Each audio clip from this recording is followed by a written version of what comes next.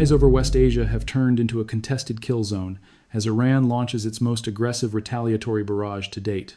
In a direct challenge to the United States and Israeli air dominance, the Islamic Revolutionary Guard Corps has unleashed the Khorramshahr ballistic missile, a terrifying platform capable of carrying 2 tons of high explosives with a range of 3,000 kilometers. The IRGC command has issued a chilling declaration stating that they now effectively own the airspace over Tel Aviv and Jerusalem. As sirens erupt across Israeli cities, millions of residents have been forced into bomb shelters for the 23rd time in a week. This is not just a flurry of projectiles, it is a calculated saturation strategy. Iran is utilizing what analysts call a drizzle strategy, firing missiles at a slow but steady pace to force Israel and its allies to continuously expend their limited supply of multi-million-dollar interceptors. While the Iron Dome and David's Sling batteries scramble to meet the threat, the sheer weight of these 2-ton warheads creates a massive impact radius that even a successful interception cannot fully mitigate. Falling debris and shrapnel are raining down on residential neighborhoods, turning the metropolitan centers of Israel into a landscape of fire and twisted metal. The IRGC claims that these heavy hitters were specifically used to target Ben Gurion Airport, aiming to sever Israel's final connection to the outside world. Simultaneously, Israel has accused Tehran of employing cluster munitions, airdropped weapons that eject hundreds of smaller submunitions over wide areas, maximizing civilian terror and logistical paralysis. This relentless exchange has pushed the regional conflict into a cycle of total attrition. As the skies light up with the orange glow of outgoing interceptors and incoming ballistic streaks, the financial and military price of this war is reaching a breaking point. Analysts estimate that in just 4 days of operation, the defense costs have exceeded $11 billion. The battle for the sky is no longer a theoretical exercise in deterrence. It is a brutal reality where physics and economics collide. Tehran is betting that it can outlast the high-tech shields of its adversaries, proving that even the most advanced defense systems cannot make a war clean when the enemy is willing to saturate the atmosphere with thousands of projectiles. The Islamic Revolutionary Guard Corps' claim of owning the airspace over Tel Aviv is a calculated reality born from a saturation doctrine that is currently bleeding Western defense budgets dry. While the United States and Israel maintain tactical dominance in dogfights with F-35 stealth fighters, they are discovering that technological superiority is meaningless when facing a massive volume of cheap, lethal projectiles.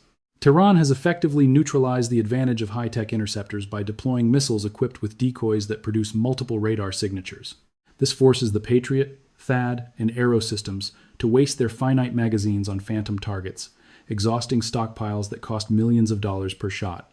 The mathematics of this attrition are brutal. A $20,000 Shahed drone can force the expenditure of a $2 to $1 million interceptor, a ratio that the Pentagon acknowledges is unsustainable in a prolonged conflict. In Tel Aviv and Jerusalem, the psychological and physical toll is mounting.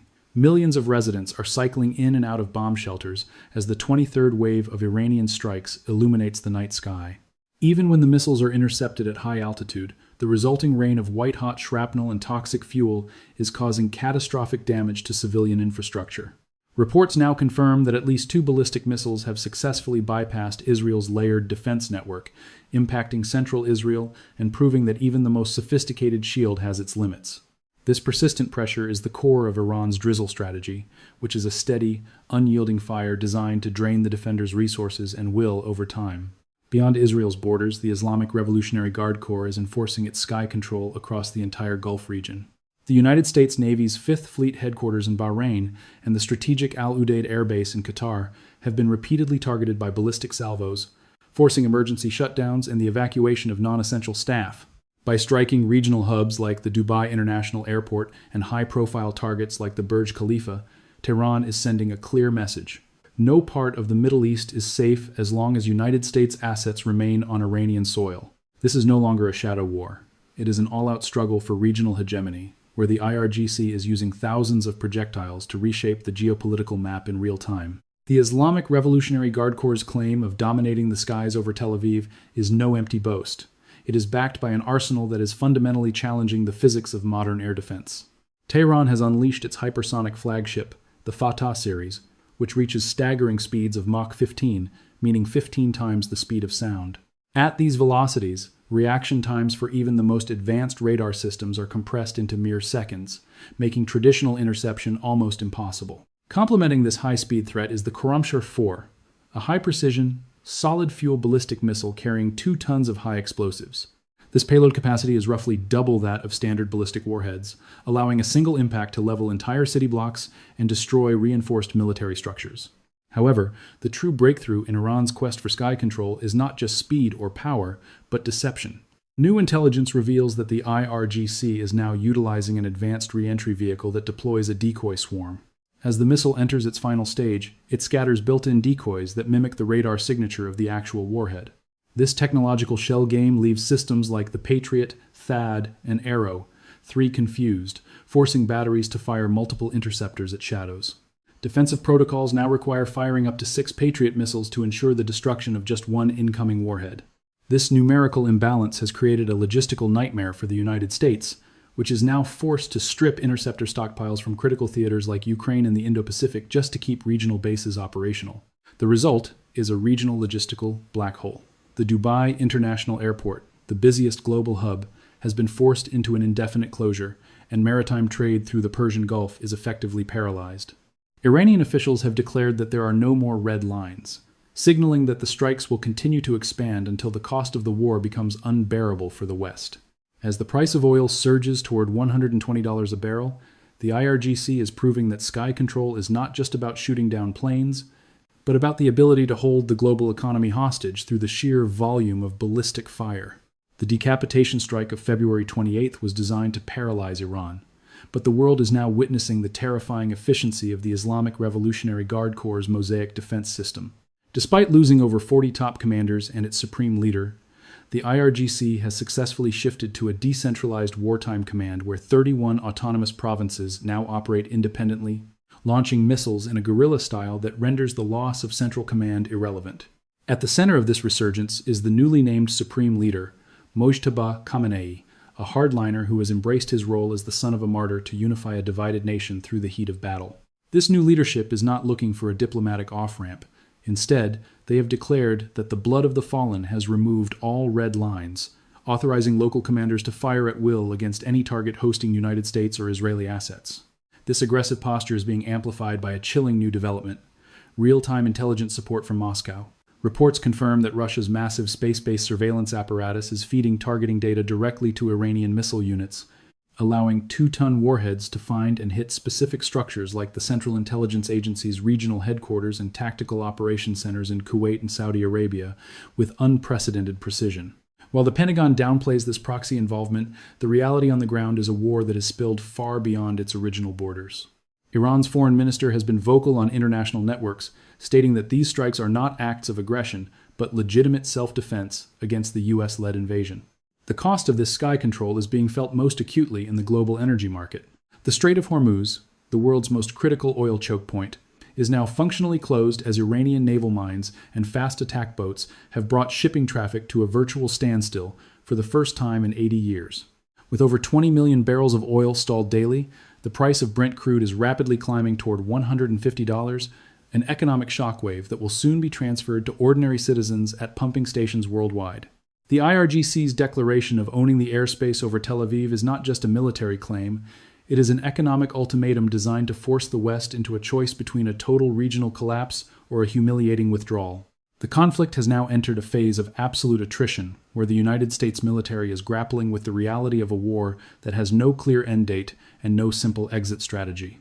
Despite carrying out over 3,000 strikes and destroying 80% of Iran's air defense systems, the Pentagon is facing a critical supply crisis. The intensity of the aerial campaign has burned through the military's most advanced munitions at a staggering pace. In just the first 4 days of operation, the United States has spent nearly $6 billion on interceptors alone to counter the Islamic Revolutionary Guard Corps' relentless drizzle strategy. This tactical drain is forcing the United States to deplete its global stockpiles, potentially leaving other critical theaters like Ukraine and the Indo-Pacific vulnerable. In response, President Trump has called for a massive expansion of defense spending, proposing a budget of $1.5 trillion and pressuring defense giants to quadruple their production of advanced missiles. However, the industrial base is already stretched to its limit, and production cannot keep up with the rate of fire seen over the skies of West Asia. As the military inventory thins, the political pressure is mounting. Public opinion in the United States has shifted violently, with majority disapproval of the military action now reaching 51%. Protests have erupted in major American cities, while families at home face a dual shock of surging inflation and gas prices that have climbed by over 43 cents in a single week. To enforce his demand for unconditional surrender, the president has surged a third nuclear supercarrier, the United States ship George H.W. Bush, into the region. This triple carrier presence is designed to project overwhelming naval power and secure the Strait of Hormuz, yet the Islamic Revolutionary Guard Corps remains undeterred. They have declared that the United States is now trapped in a dangerous predicament and have warned that any attempt to escort oil tankers will result in those vessels ending up at the bottom of the Persian Sea. The arrival of the third carrier signals a generational commitment to a conflict that was originally sold as a 4-day battle, proving that while destroying a regime's leadership may be swift, breaking a nation's will is a much longer and bloodier endeavor. The situation on the ground in Tehran has reached an apocalyptic tipping point. As Israeli and American forces hammer oil refineries and energy infrastructure, a literal black rain is falling on the city of 17 million people. Thick plumes of smoke from the Shan oil depot have turned day into night, while ignited oil spills through the sewage systems, creating flowing rivers of fire. This is the environment in which the new supreme leader, Mojtaba Khamenei, takes the mantle of power. His elevation is a direct act of defiance against President Trump's demands to have a say in Iran's succession. Analysts describe Mojtaba as a shadow influencer with deep ties to the Islamic Revolutionary Guard Corps, ensuring that the regime's hardline stance will not only continue but likely intensify. While the United States claims to have reduced Iranian missile launches by over 90%, the threat has not evaporated. It has evolved. Iran's foreign minister has confirmed a strategic partnership with Russia, admitting that Moscow is providing intelligence and space-based surveillance to help locate American targets. This superpower intervention turns a regional conflict into a global nightmare. On the domestic front, the White House faces a mounting credibility crisis as the war's price tag balloons toward $50 billion. Despite the tactical brilliance of the F-35 and carrier strike groups, the strategy of regime change through aerial bombardment remains historically unproven and politically explosive. The Middle East that existed just weeks ago is gone, replaced by a landscape of uncertainty and high-stakes brinkmanship. President Trump's demand for unconditional surrender is met with a unified vow of resistance from a regime that now views this as an existential and spiritual war. As the world's energy taps are throttled and global markets face an unprecedented supply shock, the question is no longer who owns the sky, but who can survive the fallout. The Islamic Revolutionary Guard Corps continues to project defiance, insisting that while the Americans may have entered on the surface, their misadventure will end at the bottom of the Persian Sea. This conflict is rewriting the regional order in fire and blood, leaving the international community to wonder if any individual leader can truly control the monster they have unleashed.